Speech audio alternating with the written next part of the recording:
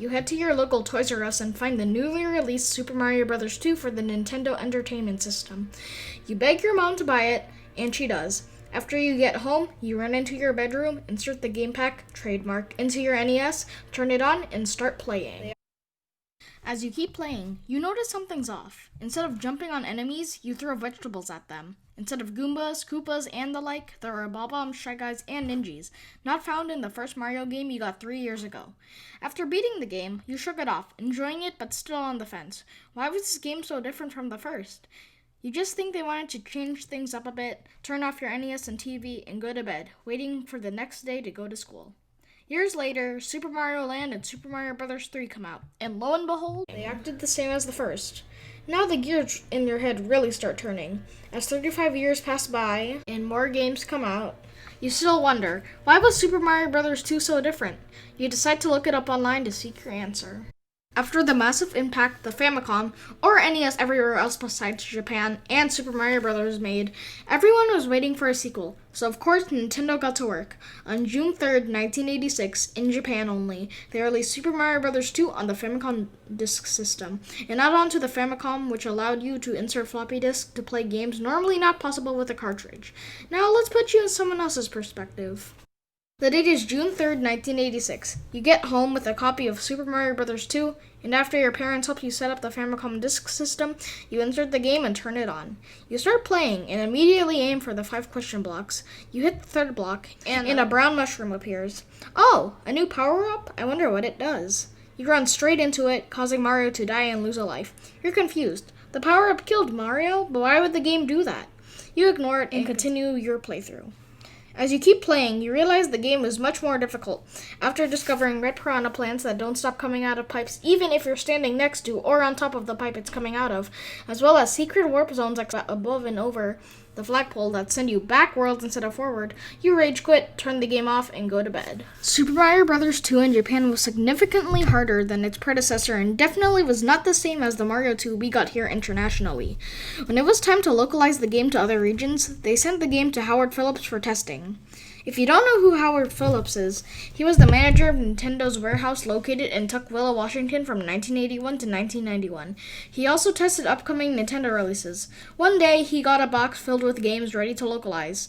As he searched through it, he found a copy of Super Mario Bros. 2. It was a sequel to one of the best hot games out at the time. He excitedly booted up the game, unbeknownst to him the terrors he would face. In the first level, he immediately died to a poison mushroom. As he kept playing, he was surprised at how difficult the game was.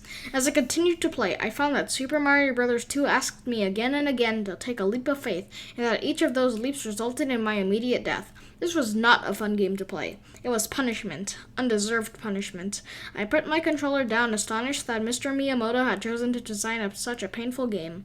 Howard Phillips. He addressed his concerns to Minoru Arakawa, president of Nintendo of America at the time. Arakawa silently nodded. During this, the video game crash of 1983 was ending, and a hard game could cause another one. This game was also graphically similar, with gameplay alike to the first. Nintendo of America wanted to show off newer and better graphics and gameplay. They would also need to convert the game from a disc to a cartridge, which could take time. By doing this, mass production would start late, and by the time it would be outdated. Releasing this game in the West would not be wise. Arakawa asked Hiroshi Yamauchi, president of Nintendo of Japan at the time, for a more appealing sequel to the West. Nintendo's R&D, or research and development teams, were already working on big projects like The Legend of Zelda and Metroid. Sega, a rival of Nintendo, began pushing out their Alex Kidd mascot, and Nintendo's third-party licensees were creating their own franchises. They were risking their flagship mascot floating into obscurity. It's hard imagining a world where Mario didn't exist. They couldn't let that happen. Their plan was to take an already existing game, slap some Mario characters on it, and call it a day. But which game? Their answer would come knocking at their door about a year later. That same year, a graduate of the Osaka University of Arts named Kansuke Tanabe joined the R&D4 team and created a prototype of vertical platforming where instead of going left and right, you go up and down. This was shelved, but Nintendo would recycle it when the Fuji Television Company approached them, asking them to make a game to coincide with their upcoming Dream Factory Festival. This wasn't the first time they partnered up. They released All Night Nippon, Super Mario Bros. Anyway, they showed them a drawing of 4 Arabic-themed characters known as the Dream Factory family. Make a game with this, they said. When Tanabe was discussing this with Miyamoto, he said, "Make something a little more Mario-like, an action game. As long as it's fun, anything goes." And so, development started with many Mario veterans working on the project.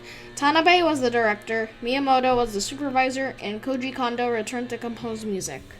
On July 10th, 1987, Yume Kojo Doki Doki Panic, translated into English as Dream Factory Heart Pounding Panic, was released for the Famicom Disk System. In this game, you can play as 4 characters: Imogen, Lena, Mama, and Papa. The plot of this game is that 2 children named Poki and Piki were reading a book when suddenly a hand popped out, grabbing them, and their pet monkey named Rusa runs to find the Dream Factory family, who are the 4 characters I mentioned before, for help.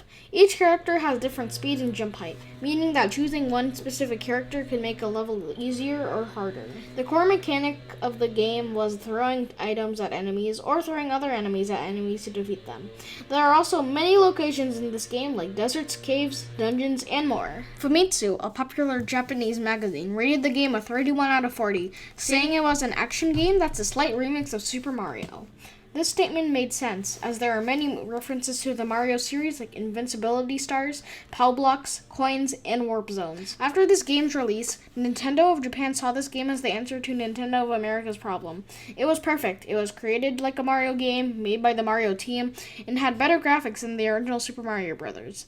They sent it over to Nintendo of America with a note attached. It said, "If you replace the 4 characters with Mario, Luigi, Peach, and Toad, will the American children be happy?" They thought so development started. That same year, in 1988, Howard Phillips was sent another box and pulled out a modified version of Doki Doki Panic with Mario characters instead of the Dream Factory family. He booted the game up and had a good time, and expressed his enjoyment to Arakawa. As Nintendo was working to hype the game's release here in North America, Gail Tidden, the person in charge of the newly releasing Nintendo Power magazine, decided to feature Super Mario Bros. 2 in the first issue. They hired Will Vinton Studios to make a clay diorama of Mario and the new villain in the game, Wart, on the cover. In July of 1988, over 600,000 people across the continent got the first issue of Nintendo Power with the first announcement of Super Mario Bros. 2, free of charge. 3 months later, on October 9th, 1988, the game was officially released. The game was met to huge praise and success, becoming one of the hottest Christmas items that year. It was hard to find, however, because of the chip shortage of 1988. We should address the differences between Doki Doki Panic and Super Mario Bros. 2. First off, the characters were changed. Mario replaced Imogen, becoming the most balanced character. Luigi replaced Mama. That's Mama Luigi to you, Mario! Gaining a higher jump height and worse traction, just like in the Japanese Mario 2. Princess Peach, known as Toadstool here in America at the time, became the lowest rated character, with poor speed and jump height, but an ability to float for a short period of time, replacing Lena. Toad ran the fastest, but jumped the lowest, replacing Papa. These characteristics would become a staple of their characters in future games like Super Mario 3D World and the new Super Mario Bros. Series. They also replaced the opening cutscene with the story. The save feature was removed because you didn't need to play as every character to beat the game, as well as the addition to hold the B button to run, which was strangely absent from Doki Doki Panic.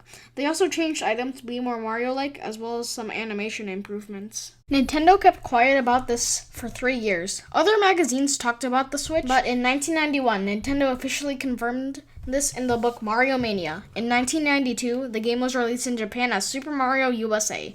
In 1993, Nintendo released the 4-game compilation Super Mario All-Stars, which included 16-bit remakes of Super Mario Bros., Super Mario Bros. 2, Super Mario Bros. 3, and the Japanese Mario 2, known in the collection as Super Mario Bros. The Lost Levels. It was also in the Game Boy Color remake of the first Mario game called Super Mario Bros. Deluxe, where if you collect 300,000 points, you unlock the game as Super Mario Bros. For Super players. These games, however, were modified to be easier, so to get the authentic experience, you can get them on the Wii, Wii U, and 3DS Virtual Console, as well as the NES Online app on the Nintendo Switch. Although the game may have not been a real Mario game, you can't ignore the impact it made on the franchise. It sold over 10 million copies, becoming the 3rd best-selling NES game of all time. It also introduced Mario characters to the series that would become important, such as Bob-ombs, Birdo, Ninjas, and the most excellent character in the entire series that I'm totally not biased of, the Shy Guy. Anyways, that's the answer to the Mario 2 mystery. Thanks for watching. Don't forget to leave a like, subscribe, and hit the bell so you never miss when I upload. I hope you also enjoyed the series, and bye!